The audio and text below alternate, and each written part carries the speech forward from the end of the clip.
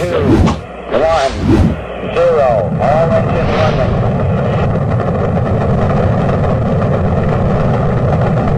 Liftoff. We have a liftoff. 32 minutes past the hour.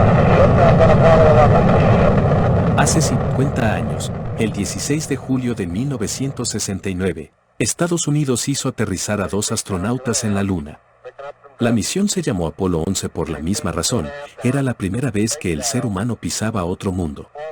Y para que no hubiera ambigüedad sobre quién era el responsable de que esto ocurriera, la NASA bautizó el cohete utilizado para llevarlos allí con los nombres de Neil Armstrong, el piloto del módulo lunar, la última pieza de hardware que llegó a la superficie lunar, y Buzz Aldrin, uno de los miembros de la tripulación de Armstrong y un experimentado piloto de pruebas con un doctorado en ingeniería. Resulta difícil imaginar ahora que una agencia espacial bautice sus cohetes y naves espaciales con nombres de personas concretas. Esa práctica pasó de moda casi tan pronto como la NASA puso fin a su sistema de nombres tras el Apolo, 17 de enero de 1972. Pero, una vez más, pronto se producirá otro salto a lo desconocido. El año que viene se cumplirá el 50 aniversario de la llegada de un hombre a Marte. ¿Qué podemos esperar de las futuras naves espaciales de la NASA? La nave espacial Apolo 11 lleva el nombre de los primeros humanos que pisaron la Luna. La NASA se aseguró de que todos sus astronautas estuvieran en tierra antes de ir a la Luna. Tenían que estar totalmente entrenados y preparados para ir a un lugar lejano a permanecer varios meses en completo aislamiento, antes de ser enviados a plantar la bandera de Estados Unidos y volver a casa, si era necesario. Toda esa preparación podía hacerse en la Tierra, con simuladores y ejercicios. Por ello, la NASA envió a sus astronautas a la Luna muy pronto, a mediados de la veintena. Armstrong tenía entonces 32 años y Aldrin 34. La nave espacial del Apolo 11 era el módulo de mando, llamado Columbia, y Armstrong y Aldrin entraron en él desde lo que se llamó el túnel Apolo. Se trataba de una serie de túneles que conectaban la nave Apolo 8 con el módulo de mando, y Armstrong y Aldrin utilizaron el mismo túnel para volver al Columbia cuando regresaron a la Tierra. La NASA se aseguró de que todos sus astronautas estuvieran en Tierra antes de ir a la Luna. Se entrenaron en simuladores y en el simulador en órbita a escala completa, construido especialmente para el programa Apolo. Era una réplica a tamaño real del módulo de mando en el que se entrenaban los astronautas. Se guardaba en un edificio de la Universidad de Oklahoma. Cuando el programa lo requería, el personal entraba en el edificio y el simulador recibía sus órdenes y, al cabo de unos segundos, reproducía las condiciones en la maqueta de la nave espacial en tiempo real. Los astronautas se beneficiaron de esta experiencia de entrenamiento, como lo harían en cuanto llegaran a la Luna. Podían practicar todos los procedimientos para los que se entrenaban en la Tierra, incluidos los de los paseos espaciales, y averiguar si los realizarían correctamente llegado el momento. El módulo de mando era donde Armstrong y Aldrin se sentaban, comían y dormían. En el FIOS no llevaban trajes espaciales. Sus trajes espaciales estaban guardados en una habitación de un edificio, como un armario de ropa.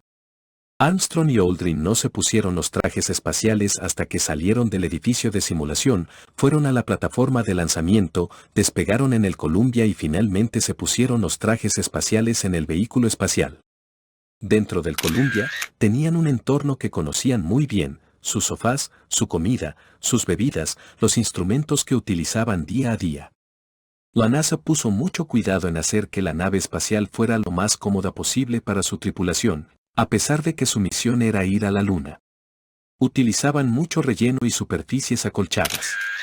La tripulación del Apolo 11 incluía un piloto de pruebas y un ingeniero que estudiaba micrometeoroides. Uno de los experimentos de Armstrong en la Luna era un experimento de vigilancia de la fauna. Utilizó un método que sería analizado por investigadores en la Tierra, del mismo equipo que había estado monitorizando la Luna desde los primeros días del Apolo. El experimento de Armstrong consistió en tomar 3 tipos diferentes de fauna lunar, meteoritos, ácaros y micrometeoritos, y colocarlos en la superficie de la Luna, donde no podían verse afectados por la gravedad lunar. El experimento de Armstrong tenía múltiples objetivos. Por un lado, verificó que el experimento de seguimiento de la vida salvaje funcionaba realmente y, por otro, proporcionó muestras que los científicos de la Tierra pudieron analizar. Este experimento, como muchos otros de la misión, se redactó y publicó después de la misión. Otro experimento dirigido por Armstrong buscaba recursos lunares que pudieran utilizarse en la Tierra. Armstrong y Aldrin pasaron varias horas practicando técnicas de aterrizaje suave con un prototipo especial en el Centro Espacial Johnson de Houston. La idea era practicar las mismas técnicas que utilizarían en la Luna, solo que en una nave espacial más compacta y pesada. El módulo lunar había sido diseñado para esta misión de práctica en Houston, y fue modificado con el propósito específico de practicar el aterrizaje suave. Cuando llegó el momento de aterrizar en la Luna, Armstrong y Aldrin utilizaron los procedimientos que habían practicado en la Tierra.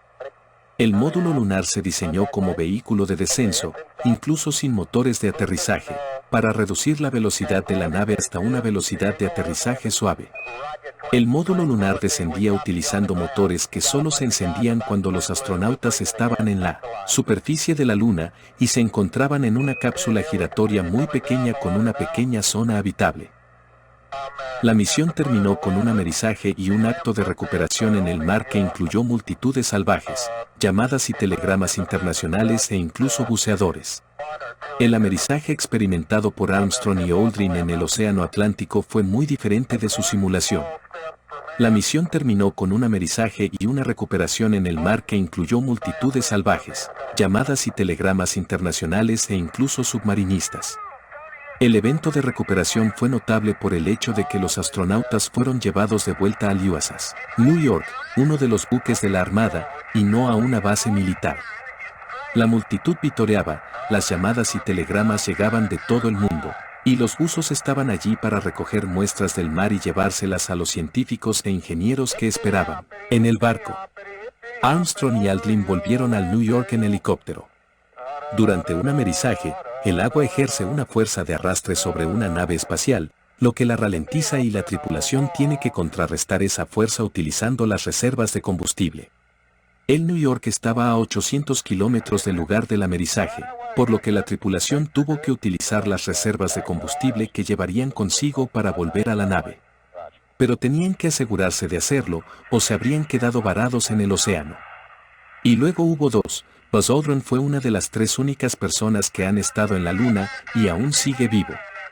La impresionante carrera de Buzz Aldrin incluye un doctorado en ingeniería y otro en aeronáutica y astronáutica. Fue a la Luna en el Apolo 11 con Armstrong, y pasó los 2 días siguientes caminando por la superficie lunar, incluida la famosa foto de él caminando por la superficie con la bandera estadounidense. Fue la primera persona en pisar la Luna y regresar a la Tierra, y lo hizo 8 veces. Uno de sus legados será el nuevo centro de investigación de la NASA en Cleveland, Ohio, que se centrará en la industria espacial y el futuro de la industria en el espacio. Aldrin y Armstrong fueron las 2 últimas personas que pisaron la Luna y siguen siendo las únicas que lo han hecho. Su legado incluye la agencia espacial que ayudaron a construir y de la que ayudaron a formar parte. Mr. Armstrong, Bart Sibrel, ABC Digital. Wanted to give you the opportunity to swear on the Bible that you walked on the moon. Will you put your left hand on the Bible and swear to God that you walked on the moon? Gentlemen. Mr. Sibrel. Yes? If you really walked on the moon, why would you not do that? So why don't you just put the end to the record in the argument and put your hand on the Bible, swear to God you walked on the moon? Mr. Sibrel, knowing you, that's probably a fake Bible.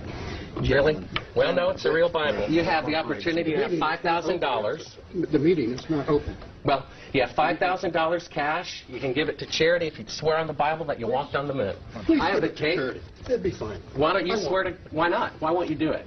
So why don't you put your hand on the Bible and swear to God that you walked on the moon? Mr. Sibrel has made a fool of himself in front of the world. Mr. Sibrel, you do not deserve answers.